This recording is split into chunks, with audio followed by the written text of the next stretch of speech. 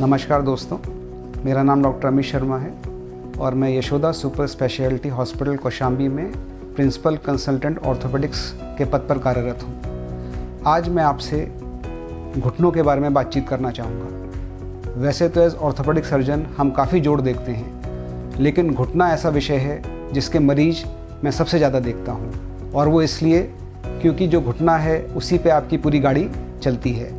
और एक बार अगर घुटना घिसना शुरू हो जाए, घुटने में दर्द शुरू हो जाए, तो वो हर काम के बीच में आने लगता है, चाहे आप हाउसवाइफ हों, चाहे आप प्रोफेशनल हों, चाहे आप स्पोर्ट्स पर्सन हों। घुटना क्यों ख़राब होता है? जैसे कोई भी जोड़ हो उसमें वेयर एंड टियर होगा, ऐसे ही हमारा शरीर है, उसमें भी वेयर एंड टियर चलता रहता है। लेकिन अगर वो वेयर एंड टियर समय से पहले होने लगे तो मरीज को हमें दिखाने की ज़रूरत पड़ती है। जो घुटना है वो एक हिंज जॉइंट है। हिंज यानी कि वो कब्जे वाला जोड़ है। वो दाएं बाएं घूमने के लिए नहीं बना, वो सिर्फ सीधा चलने के लिए बना है। और अगर वो जोड़ घिसने लगे और हड्डी पास आने लगे तो वो हर मूवमेंट में दर्द करना शुरू कर देगा। अब बात इस पे आती है कि आपको किस दर्द पे ऑपरेशन की ज़रूरत पड़ सकती है या आप इससे बच सकते हैं। आपको ऑपरेशन की ज़रूरत कब नहीं है? आपको ऑपरेशन की ज़रूरत तब नहीं है जब आप अपने सारे काम कर पा रहे हैं और आपको मामूली दर्द है।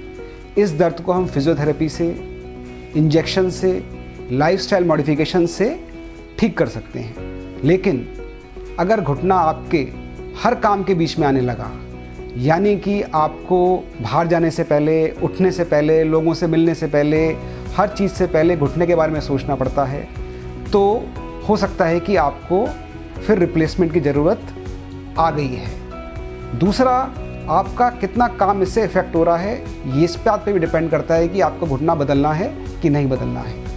अगर आप पहले 10 किलोमीटर वॉक कर पाते थे और 6 महीने में वॉक 5 किलोमीटर हो गई है, यानी कि 50% कम हो गई है, तो हमें सोचना पड़ेगा कि इस तरह के लाइफस्टाइल पे आप ज़िंदगी आगे बिता पाएंगे कि नहीं बिता पाएंगे। लेकिन अगर आप पहले 5 किलोमीटर चलते थे, अब भी आप 4 चल पा रहे हैं, अपना दैनिक काम कर पा रहे हैं, अपनी दिनचर्या व्यतीत कर पा रहे हैं, तो फिर और भी ऑप्शंस हैं। जिस तरह की ऑप्शंस की बात कर रहा हूँ, मैंने पहले भी कहा था, उसमें अब नई टेक्निक भी आ गई है कंजर्वेटिव मैनेजमेंट्स में, जिनको हम पीआरपी बोलते हैं या ऑर्थोबायोलॉजिकल्स बोलते हैं। उसमें हम लोग आपके ब्लड से पीआरपी निकाल के, ग्रोथ फैक्टर निकाल के इंजेक्ट करते हैं। लेकिन ये जो टेक्निक है ये तभी काम करती है जब आपका घुटना जो है वो कम घिसा हुआ हो।